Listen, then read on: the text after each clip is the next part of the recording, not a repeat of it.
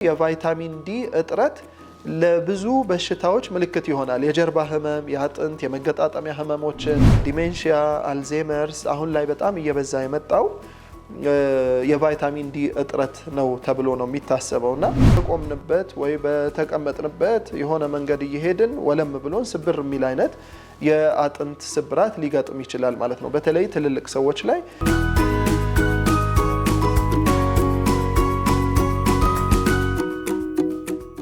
ቢስሚላህ ወልሐምዱሊላህ ወሰላቱ ወሰላሙ አላ ረሱሊላህ ሰለላሁ ዐለይሂ ወሰለም። ይህ በየሳምንቱ በዚህ ሰዓት የሚቀርብላችሁ እህል ውሃ የተሰኘው ፕሮግራማችን ነው። ከፕሮግራሙ ጋር አብዱላህ አብዱልለጢፍ ከላይት ዳይት የስነ ምግብ ማማከሪያ ማዕከል አብሬያችሁ ቆይታ አደርጋለሁ ኢንሻአላህ። በዛሬው ርዕሳችን የምናነሳው ቫይታሚን ዲ የሚለውን ይሆናል። ቫይታሚን ዲ ከየት እናገኛለን? ሰውነታችን እንዴት ፕሮሰስ ያደርገዋል? እንዴት መጠቀም እንችላለን? ከምን እናገኛለን? ለምን ጥቁሮች ላይ እያነሰ መጣ? በአሁን ሰዓት በተለይ በብዛት እየተነሳ ያለው የቫይታሚን ዲ እጥረት ብዙ ዋጋ እያስከፈለ እንደሆነ፣ ብዙ ሰዎች የቫይታሚን ዲ እጥረት እንዳለባቸው በተለይ ከተማችን ላይ ያለውን ውጤትና ያለንን ሁኔታ የምናይ ይሆናል ማለት ነው ኢንሻአላህ። ቫይታሚን ዲ ከምን እናገኛለን? አብዛኛዎቻችን እንደምናውቀው ቫይታሚን ዲን የምናገኘው ከፀሐይ ብርሃን ነው። በአብዛኛው የምናገኘው ከፀሐይ ብርሃን ነው። ነገር ግን ቫይታሚን ዲን ፕሮሰስ እያደረገ ሰውነታችን እንዴት ይጠቀማል የሚለውን ባጭሩ ለማስረዳት እሞክራለሁ ኢንሻአላህ። ቫይታሚን ዲ ፋት ሶሉብል የሚባል የቫይታሚን አይነት ነው። ቫይታሚኖች ሁለት አይነት ቫይታሚኖች አሉ። አንድ ወተር ሶሉብል የምንላቸው ናቸው፣ ሌሎቹ ደግሞ ፋት ሶሉብል የምንላቸው ናቸው። ፋት ሶሉብል ማለት በቀላሉ በቅባትና በስብ ሊሟሙ የሚችሉ ሰውነታችን ፕሮሰስ አድርጎ መቀበል የሚችለው ከነዚህ ጋር ሲወሰድ የሆኑ ቫይታሚኖች ናቸው። ወተር ሶሉብል የምንላቸው ደግሞ በቀላሉ በውሃ መሟሟት የሚችሉ ቫይታሚኖች ናቸው ማለት ነው። ስለዚህ ቫይታሚን ዲ ከየትኛው ይመደባል? ከፋት ሶሉብል ከሚባሉ የቫይታሚን አይነቶች ውስጥ ይመደባል። ፋት ሶሉብል ስንል በቀላሉ በስብ የሚሟሟ ሰውነታችን ውስጥ በቀላሉ ስቶር የሚደረገው ፋት ውስጥ እንደሆነ በሚፈልግ ሰዓት ሰውነታችን ደግሞ ከፋት ወይንም ከስብ ላይ አንስቶ መጠቀም የሚችላቸው የቫይታሚን አይነት ነው ማለት ነው። ከነዚህ ውስጥ ይመደባል። ስለዚህ ቫይታሚን ዲን ስንወስድ በወተት ወይንም ደግሞ ቅባታማ በሆኑ ነገሮች መውሰዱ የተሻለ ይሆናል ተብሎ ይታሰባል። ከዛ በተጨማሪ ግን አንድ ያለው ጥናት ምንድነው? ቫይታሚን ዲ በውሃም ቢወሰድ ከተወሰደ በኋላ ስቶር የሚደረገው ፋት ውስጥ ስለሆነ በፈለገው ሰዓት ሰውነታችን ፕሮሰስ አድርጎ መጠቀም ይችላል ማለት ነው። ስለዚህ በውሃም ቢወሰድ በወተትም ተቀምጦ ከዛ በኋላ ነው ፕሮሰስ የሚያደርገው። ግን የተሻለ ፕሮሰስ እንዲደረግ ሰውነታችን የተሻለ መጠቀም እንዲችል በወተት ብንጠቀመው የተሻለ ይሆናል ማለት ነው። ሰውነታችን እንዴት ፕሮሰስ ያደርገዋል? ከፀሐይ ብርሃን የመጣውን የፀሐይ ብርሃንን እንዴት ፕሮሰስ ያደርገዋል?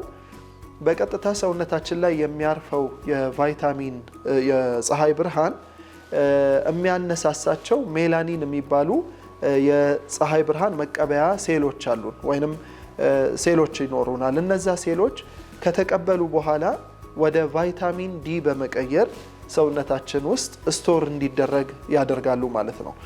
ስለዚህ ምንድነው ችግሩ ማለት ነው? ብዙ ጊዜ የፀሐይ ብርሃን በምናጣ ሰዓት በቀላሉ ወደ ሰውነታችን የሚደርሰው ቫይታሚን ዲ ያንሳል ማለት ነው። በዚህም ምክንያት ሰውነታችን የተቀበለውን ፕሮሰስ ማድረግ ይከብደዋል፣ መቀበልም እንዳይችል ያደርገዋል፣ ብዙ እጥረት ስላለበት ማለት ነው። ሌላው ከቫይታሚን ዲ ውጪ ካልሲየምን እና ፎስፈረስን በትክክል ወደ ሰውነታችን ወደ አጥንታችን እንዲገባ ማድረግ ይችላል ማለት ነው። የቫይታሚን ዲ አንዱ አገልግሎቱ ማለት ነው ኢንሻአላህ።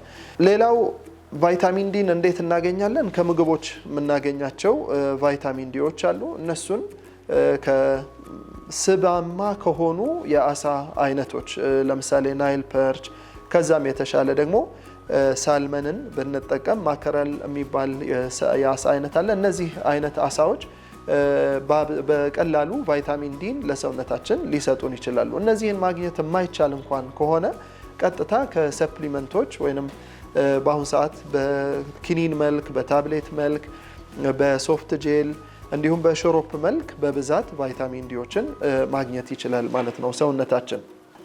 በአብዛኛው እንግዲህ እንደተነጋገርነው ቫይታሚን ዲ ዋናው ምንጭ የሚባለው የፀሐይ ብርሃን ነው። የፀሐይ ብርሃን ሁለት አይነት የፀሐይ ብርሃኖች አሉ።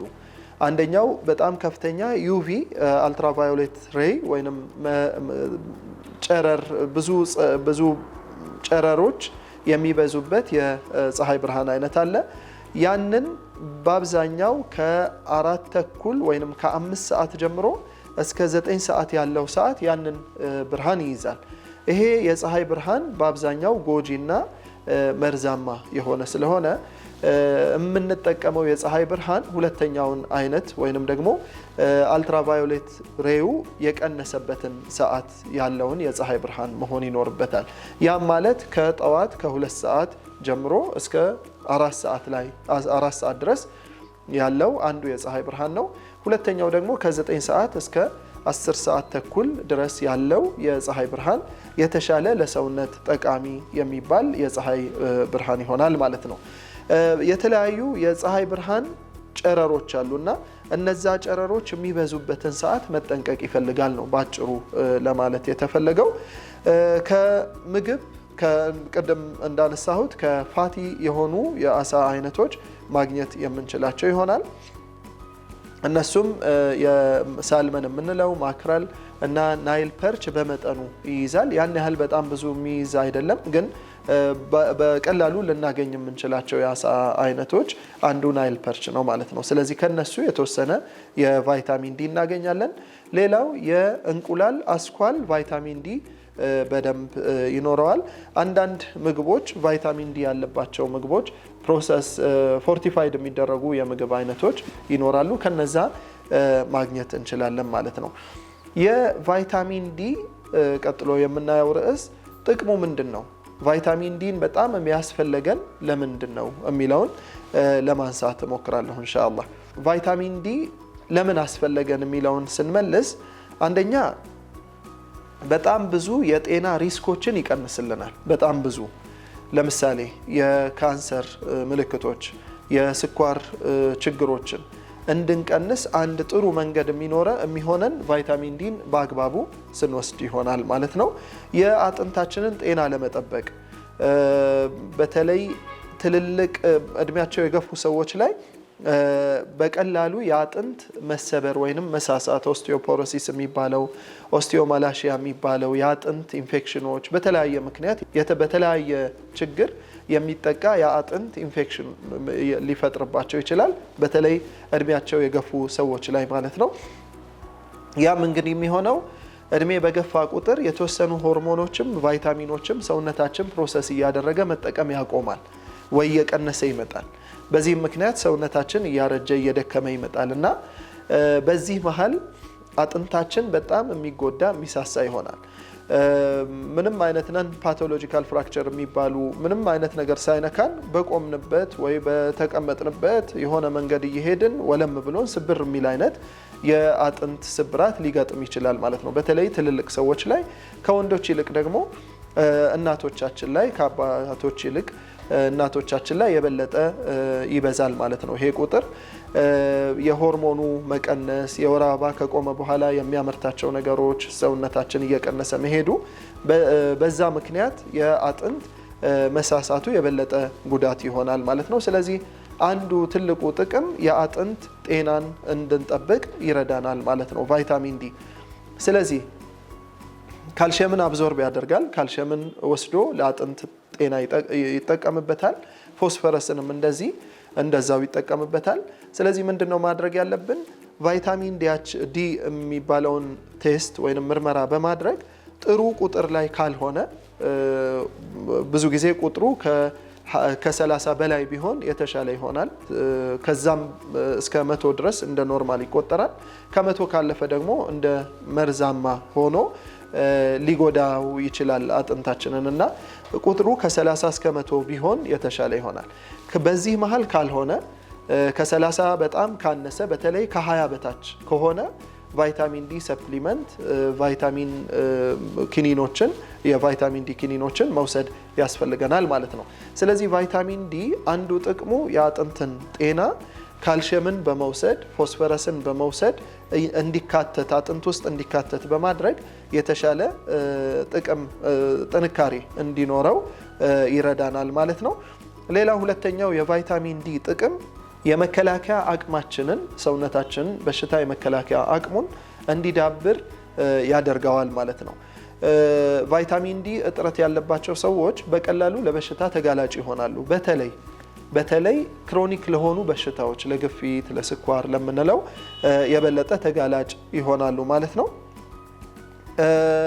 ከዛ ውጪ ሰውነታችን በተወሰኑ ነገሮች መቆጣት እንዳይችል በቀላሉ እንዳይቆጣ ትንሽ ነገር ሲያገኘን አቅማችን የሰውነታችን የበሽታ መከላከያ አቅም በራሱ አሸንፎት በሽታው እንዳይቀጥል ሊያደርገው ይችላል። ስለዚህ የመከላከያ አቅማችንን ያዳብርልናል ማለት ነው። ሶስተኛው የአይምሮን ጤና ይጠብቅልናል። ዲሜንሺያ፣ አልዜመርስ አሁን ላይ በጣም እየበዛ የመጣው የቫይታሚን ዲ እጥረት ነው ተብሎ ነው የሚታሰበውና የመርሳት የማስተዋል ችግር እነዚህን ነገሮች እንድናስተካክል ይረዳናል። ያው አዝካር ማድረጉ ዋናው ቢሆንም ተጨማሪ ግን እነዚህን የቫይታሚን ዲ ጥቅሞች ማስተዋል አስፈላጊ ይሆናል ማለት ነው ኢንሻአላህ። ሌላው የሰውነታችን ጡንቻ እንዲዳብርና እንዳይላላ ትልቁን ሚና የሚጫወተው ቫይታሚን ዲ ነው። ስለዚህ አራተኛው ጥቅሙ ቫይታሚን ዲ የሰውነታችን ጡንቻ ስፖርት ሰርተን ጡንቻችን እንዲጨምር የምንፈልግ ከሆነ ቫይታሚን ዲ ቼክ አድርገን ካነሰ መውሰዱ አስፈላጊ ይሆናል ማለት ነው። ከዛ ውጪ መከላከያ አቅማችን የተወሰኑ በሽታዎችን በተለይ ስኳር፣ ግፊት እነዚህን እና ተጨማሪ ደግሞ የተወሰኑ የካንሰር በሽታዎችን ቫይታሚን ዲ በደንብ መከላከል ይችላል ማለት ነው ውስጣችን ሲዳብር። ሜንታል ሄልዝ ላይ በተለይ የድብርት፣ የጭንቀት፣ የንዴት ይሄ የሙድ ስታቢላይዝ አለማድረግ በተወሰነ ሰዓት ቶሎ መደሰት፣ ቶሎ መናደድ የሙድ ወይንም ደግሞ ይሄ ያለንበትን ስታተስ ያለንበትን ሁኔታ በአጭር ሰዓት የመለዋወጥን ችግር ይቀርፍልናል ማለት ነው ቫይታሚን ዲ። ከዛ በተጨማሪ እንቅርትን ለመከላከል አንዱ አማራጭ ቫይታሚን ዲ በአግባቡ መውሰድ ይሆናል ማለት ነው። ስለዚህ የቫይታሚን ዲ እጥረት ለነዚህ ሁሉ በሽታዎች ለእንደዚህ አይነት ችግሮች አጋላጭ ሊሆንብን ይችላል። ቫይታሚን ዲን በአግባቡ መውሰድ ደግሞ ጥሩ የአይምሮ፣ የአካል፣ የአጥንት ጤንነትን እንዲሁም ሌሎች በሽታዎችን ለመቆጣጠር በተለይ ስኳርም ታማሚ ለሆኑ ግፊትም ታማሚ ለሆኑ ሰዎች እንዲቆጣጠሩት አንዱ የሚረዳቸው ቫይታሚን ዲ ይሆናል ማለት ነው ኢንሻአላህ።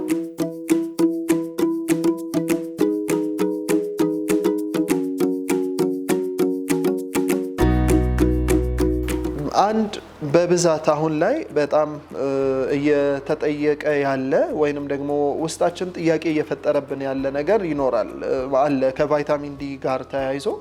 ይህ ምንድነው?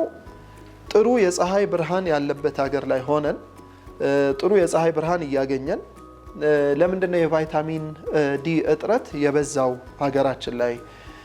በተለይ አዲስ አበባ ላይ በጣም እየበዛ መጥቷል።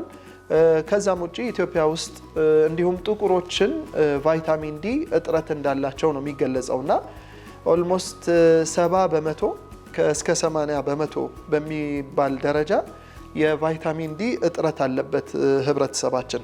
ኢትዮጵያ ውስጥ ብቻ ሳይሆን በአፍሪካ ጭምር ማለት ነውና ለምን ይሄ ሊሆን ቻለ በሚል አንዳንድ ጥናቶችን አይቼ ነበርና ዋና የሚባሉ የተወሰኑ ምክንያቶች አሉ። አንደኛው ምንም እንኳን የፀሐይ ብርሃን በብዛት ያለበት ሀገር ቢሆንም ለፀሐይ ብርሃን ተጋልጠን የመቆየት ልምድ የለንም። ቤት የሚውሉ እናቶች አባቶችም ቢሆን ጠዋት ያለችውን ከ2 ሰዓት እስከ 3 ተኩል ባለችው ሰዓት ቢያንስ ከ15 እስከ 30 ደቂቃ የፀሐይ ብርሃን ቤታቸው ውስጥ ማግኘት ቢችሉ ወጣ ብለው ያው ብዙ መራቆቱ እንደማይደገፍ ስለሆነ ባለንበት ቦታ ላይ የፀሐይ ብርሃንን እንደዛ ብናገኝ ለልጆቻችንም ጭምር በዛ ሰዓት ፀሐይን ብናሞቃቸው አንድ ጥሩ ልምድ ያለው ምንድነው ከልጅነት ጀምሮ ፀሐይ ብርሃን ልጆቻችንን እናሞቃለን ይሄ ደግሞ አንድ ጥሩ ልምድ ነው ችግሩ ደግሞ ከዚህ ጋር ተያይዞ ምንድነው ስናሞቃቸው ቅባት ቀብተን ወይ ቫዝሊን ቀብተን ወይ ኦይል የልጆች ቅባቶችን ከቀባን በኋላ ነው ያሸን የምናሞቃቸው ያ ማለት ደግሞ ፀሐይን ሊቀበል የሚችለው ሪሴፕተር ሴሎች በቅባትም በቫዝሊንም ተሸፍነዋልና መቀበል እንዳይችሉ ያደርጋቸዋል ያ ነው ትልቁ ችግር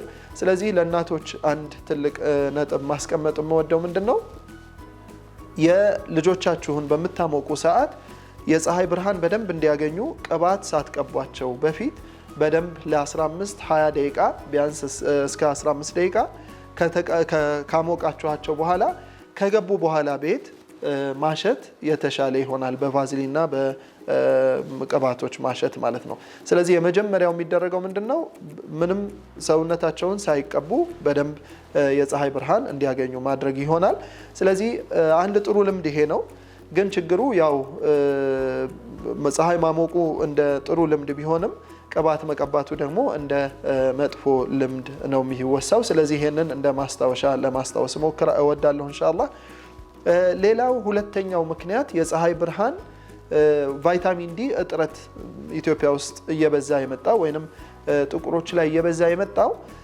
አንዱ ችግር ስኪን ፒግመንቴሽን በሚባለው ችግር ነው ሰውነታችን ላይ ሜላኒን የሚባሉ የፀሐይ ብርሃንን ተቀብለው ወደ ሰውነታችን ወደ ቫይታሚን ዲ ቀይረው የሚያስተላልፉ መቀበያ ሴሎች አሉ እነዛ ሴሎች ጥቁሮች ላይ በደንብ ፕሮሰስ አድርገው ማስተላለፍ አይችሉም ስለዚህ ረጅም ሰዓት ለፀሐይ ብርሃን ተጋላጭ መሆን አለባቸው ማለት ነው በተለይ እህቶቻችን ኒቃብ ጅልባብ አባያ እንደዚህ ሒጃብ ላይ ያሉ እህቶች የበለጠ የፀሐይ ብርሃንን ማግኘት ስላለባቸው የእጥረቱም ብዙ ስለሆነ አሁን በተሸፋፈንን ቁጥር ደግሞ የፀሐይ ብርሃንን በደንብ ፕሮሰስ ማግኘት የሚከብድ ስለሚሆን በተቻለ መጠን ከ2 ሰዓት እስከ 3 ተኩል ያለውን ሰዓት ፀሐይ ብርሃን ቀጥታ የምታገኙበት ቦታ ላይ ሆናችሁ ብትቀበሉበት የተሻለ ይሆናል ማለት ነው ኢንሻአላህ ስለዚህ ሜላኒን አንዱ ትልቁ ችግር ፕሮሰስ እንዳያደርግ የጥቁሮች ማለት ነው የኛ አንዱ ችግር ፕሮሰስ አድርጎ ወደ ቫይታሚን ዲ እንዳይቀየር ያደርጋል በምን ምክንያት ነው ብዙ የሚታወቅ ነገር የለውም ግን ሜላኒን ተቀብሎ ማስተላለፍ ያቃተው ነው ከነጮች ይልቅ ጥቁሮች ላይ ማለት ነው ነጮች ላይ ወደ ፀሐይ ብርሃንን እንደተቀበሉ ሜላኒን የተቀበለውን ፀሐይ ወደ ቫይታሚን ዲ ይቀይረዋል ጥቁሮች ላይ ግን ይሄ እንደ ችግር እየተስተዋለ ነው ምክንያቱ ምን እንደሆነ በማይታወቅ ችግር ማለት ነው ስለዚህ የተሻለ ለዚህ መፍትሄ የሚሆነው ለረጅም ሰዓት ከ25 ደቂቃ በላይ ከ30 ደቂቃ በላይም በቀን 2 ጊዜ ከተቻለ ለፀሐይ ተጋላጭ ብንሆን ጥሩ ይሆናል ማለት ነው ኢንሻአላህ ሌላው ሶስተኛው ምክንያት ተብሎ የሚጠቀሰው ምንድነው ያሉን የምግብ አይነቶች በአብዛኛው ቫይታሚን ዲ የሚያንሳቸው ናቸውና እንጀራና ወጥ በብዛት ባህላዊ ምግባችን ተብሎ የሚታሰበው እሱ ነው እንጀራና ወጥ ሌላ አካባቢ ስንሄድ ቂጣ ሊሆን ይችላል ሌላ ቦታ ስንሄድ ገንፎ ሊሆን ይችላል ሌላ ቦታም ስንሄድ ብዙ አይነት ነገሮች ይኖራሉ አብዛኛዎቹ ግን የቫይታሚን ዲ ምንጭ የሆኑ ምግቦች ያላቸውም ያንሳቸዋልና እነዛን ማካተት የተሻለ ይሆናል የተወሰነ እንቁላል የተቀቀለ በተለይ አስኳሉን መጨመር ምግባችን ላይ የተሻለ የቫይታሚን ዲ አቅም እንድንጨምር ይረዳናል አንዱ ምክንያት የምግባችን ሁኔታ ነው ተብሎ ይታሰባል ሌላው የጤና ሁኔታችን አንዳንድ ጊዜ የተወሰኑ በሽታዎች ቫይታሚን ዲን ፕሮሰስ እንዳያደርግ ሊያደርጉ ይችላሉ በተለይ ክብደታችን በጣም እየጨመረ ከመጣ ቫይታሚን ዲን ፋቱ ፕሮሰስ እንዳያደርግ ይዘጋዋልና ይሄ አንዱ ምክንያት ይሆናል። አንዳንድ መድኃኒቶች ከበሽታ ጋር ተያይዞ የምንወስዳቸው መድኃኒቶች ቫይታሚን ዲን እንዳንጠቀምበት ያደርገናል ማለት ነው። ስለዚህ እነዚህ ዋና ዋና ምክንያቶች ቫይታሚን ዲ በደንብ ፕሮሰስ እንዳያደርግ ሰውነታችን ያደርገናል ማለት ነው። በአጭሩ ምልክቶቹ ቫይታሚን ዲ ሲያንስ ያሉ ምልክቶች ምንድናቸው የሚለውን ለማስቀመጥ ወዳለሁ ኢንሻአላህ። ዋና ዋና ምልክቶች የሚባሉት ከፍተኛ ድካም፣ ማዞር፣ ማስተዋል ማቃት፣ ሌሎችም ምክንያቶች አብረው ሊያያዙ ይችላሉ። ግን በዋናነት ቫይታሚን ዲ ባነሰ ቁጥር እነዚህ ምልክቶች እንደ ዋና ችግሮች ይታያሉ። ማዞር፣ ልባችን ቶሎ ቶሎ መምታት፣ ጭልም ማለት፣ ድካም፣ ከፍተኛ ድካም፣ አንዳንድ ጊዜ የከንፈር ወይንም የጉሮሮ መድረቅ፣ ኢሉዥን ይሄ ብዥ የሚሉ ነገሮች መፈጠር፣ ቁጭ ብለን ስንነሳ ከፍተኛ የሆነ የማዞር ወይንም የመጨለም ችግሮች ሊመጡ ይችላሉ። ከዛ ውጪ የቫይታሚን ዲ እጥረት ለብዙ በሽታዎች ምልክት ይሆናል። የጀርባ ህመም፣ የአጥንት የመገጣጠሚያ ህመሞችን፣ የጨጓራ ስሜቶችን ሊያባብስ ይችላል። የእርግዝና መዘግየትን ሊያመጣ ይችላል። ከዛ ውጪ ነገሮችን ቶሎ መስራት ማቃት የሚባሉ አይነት ነገሮች፣ ለምሳሌ አክቲቭ አለመሆን፣ ኢነርጀቲክ አለመሆን፣ ቆይ በኋላ ሰራዋለሁ እንድንል የሚያደርገን አካላዊ እንዲሁም አይምሮአዊ ችግሮችን ሊፈጥርብን ይችላል ማለት ነው ኢንሻአላህ። በመጨረሻም ከ15 እስከ 20 ደቂቃ ከተቻለ እስከ 30 እና 40 ደቂቃ የፀሐይ ብርሃንን በመሞቅ በየቀኑ የቫይታሚን ዲ እጥረታችንን ልንከላከል እንችላለን ማለት ነው ኢንሻአላህ። ቫይታሚን ዲ በየጊዜው ቼክ ማድረግ፣ በየ3 ወሩ በየ6 ወሩ ቼክ ማድረግ የተሻለ ይሆናል። ቫይታሚን ዲያችን በጣም ካነሰ ከተቻለ ያው የቫይታሚን ዲ ምንጭ የሚባሉትን ምግቦች እንደ አሳ፣ የእንቁላል አስኳል፣ እንቁላል እነዚህን መብላት የተሻለ ይሆናል ኢንሻአላህ። ይሄንን የማይቻል አይነት ከሆነ ደግሞ እነዚህንም ማግኘት ወይንም መመገባችን የሚከብደን ወይንም የሚርቀን አይነት ከሆነ ቫይታሚን ዲ ሰፕሊመንቶችን መውሰድ የተሻለ ይሆናል ኢንሻአላህ። የመጨረሻ ለተመልካቾች የሚቀርቡ 2 ጥያቄዎች አሉ።